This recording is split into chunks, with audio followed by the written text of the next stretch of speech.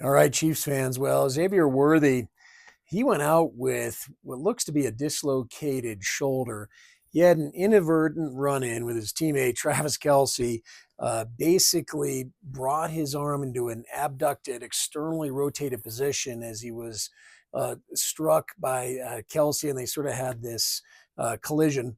He was brought immediately to the sidelines. The medical staff, head athletic trainer, they were able to basically put Worthy in a position that is a classic technique we use to reduce an anterior shoulder dislocation.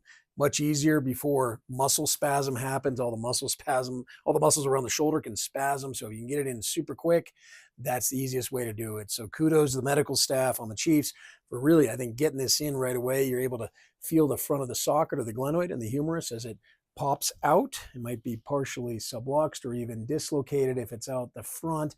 But to reduce a dislocation means that the humeral ball is locked over the front of the glenoid socket. And what Worthy did and what they had him do was bring his arm forward, hang it down. We call it a Stinson type technique. It works really well. And the key is getting it back in quickly. What's interesting, we published a lot on this, is a smaller time of dislocation, meaning the less time it's dislocated means actually less damage to the structure of the shoulder. So if the shoulder's out for a long time, that's a problem where you can get more bone injuries, potentially even more fractures.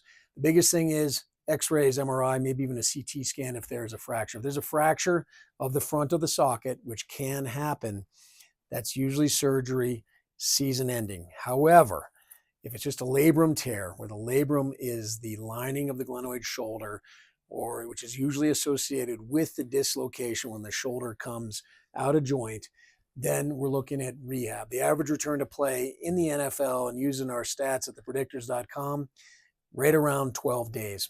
So we should see Worthy back in a couple weeks. He'll play in what we call a Sully brace, or a brace that prevents this hyper abduction external rotation position to protect the shoulder.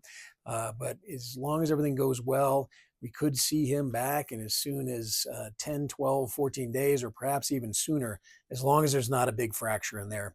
Xavier, good luck with everything. I want to see you back on the field soon, buddy.